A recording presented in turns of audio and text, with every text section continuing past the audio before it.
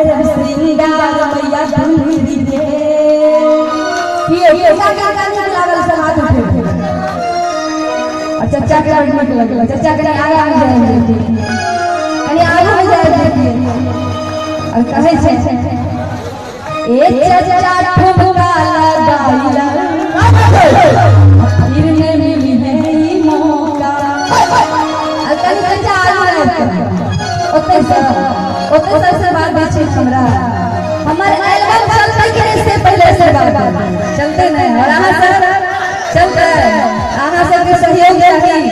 यहां सब यूट्यूब पर देखी और चर्चा कर रहा कि ए चर्चा ताली बजाता फिर मिली है मौका चर्चा ताली बजाता फिर मिली है मौका चर्चा ताली बजाता फिर मिली है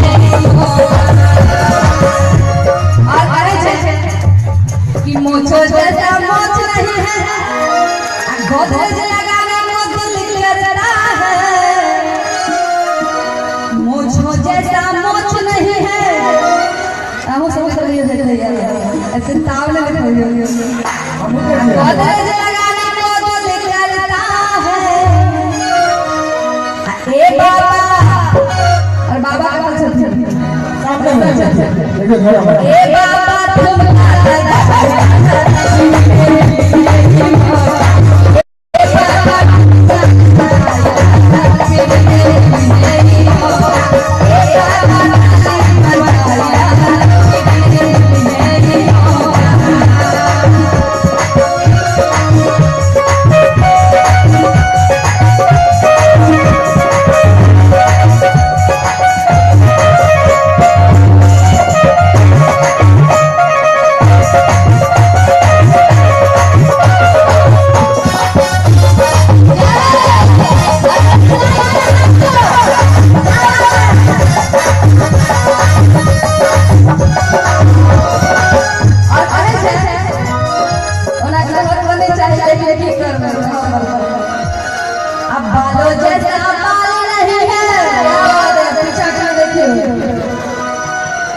बालों जैसे बाल नहीं है